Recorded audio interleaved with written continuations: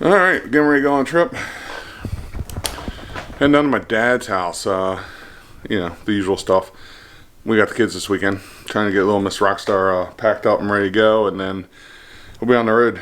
But can you believe it's September 11th? 9/11. 20 years ago today. It's surreal. Alright, let me finish getting her packed up, and then we're hitting the road.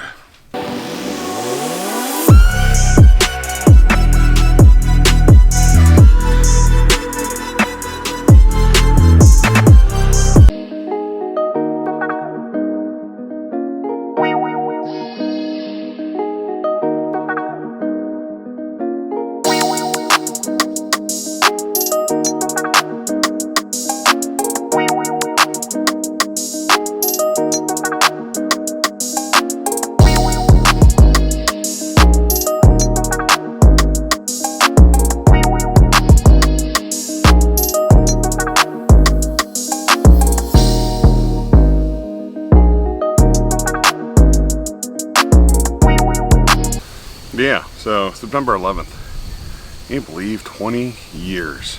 20 years. I remember exactly what I was doing when everything happened. So back then I worked for Chevy Chase Bank, and so did my father. And I was part of, I guess, maintenance, property management. We went around. We didn't do so much of the maintenance, but our job, like I had Northern Virginia was my area, and I would go down and make sure things were being done, make sure the grass was being cut. I did simple things like change locks, stuff like that. But we always made sure the contractors or anybody else was doing what they should be doing. So I was coming around the Beltway. In fact, I think I just got on 395 when the first plane hit, because I was heading to Pentagon City Mall. We had some issues down there, and it's going in to check because it was maybe vandalism. Obviously I didn't get to finish checking, so I was heading up Pentagon City Mall. The first plane hits. The second plane hits as I'm like pulling into the mall. My dad at the time was actually in New York for some type of training. He also worked for the bank. He was in telecommunications, so his job was literally fixing phone lines, stuff like that. So they were up there doing training, a good distance away from the Trade Center, but still in New York. And I remember I was listening to L8 in the Morning. If any of you guys are familiar with this area, L8 in the Morning, he's fun to listen to, but at times, especially during this time, I'm like, wow, that's a kind of a sick joke that he's playing. So obviously I switched the channel to 98 Rock with Kurt, Mark, and Lopez, and they were talking about it as well, and I was like, oh wow, something's going on. Anyway, so as I'm pulling in, now mind you, these were the days of the old Nextels. We carried an Nextel, and we had a BlackBerry pager. The big bricks, like the massive bricks. And so I'm literally parking. I parked down because right inside there, like the main loading dock of the mall, one of the main loading docks, I guess, was right inside of there was our branch. Really, it was only a couple hundred feet away. I was parking, getting ready to get the stuff.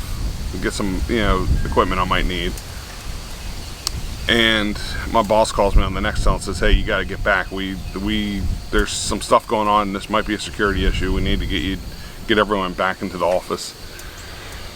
So I pack everything back up, get in the van. I started heading out, and I want to say as I'm coming down 395, I remember looking behind me and seeing smoke coming up from literally not far from right where I was. Pentagon City Mall is really right down from, well, the Pentagon. What a crazy day.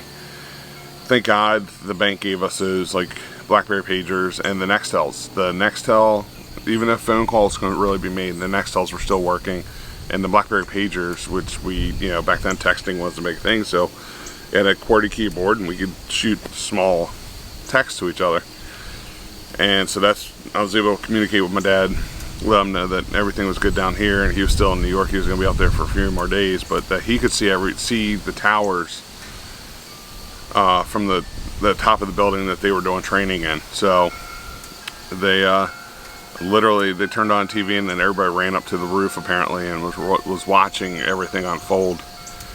I don't know if he made it up there in time to see the second plane, but he saw both buildings fall, and that's just very, very, very surreal how that happened. And you know, it's a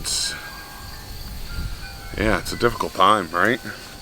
You know, and of course shortly later all the aftermath that came out, and just the stuff that went down that day.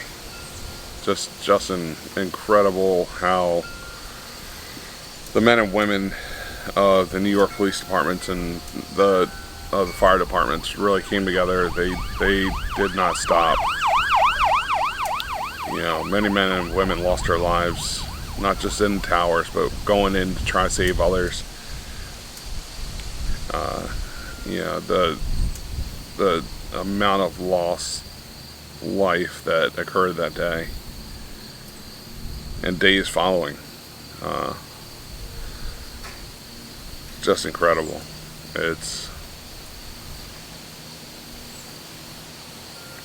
So it wasn't until later that afternoon that we even knew that there was a third plane, or fourth I guess, that had crashed in Pennsylvania, Flight 93.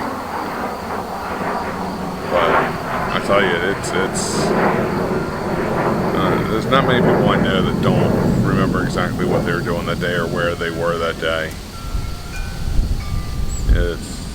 Yeah. So,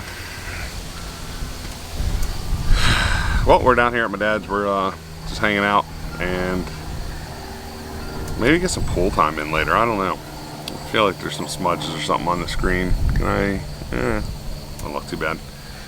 So, alright guys, let's see how this weekend turns out.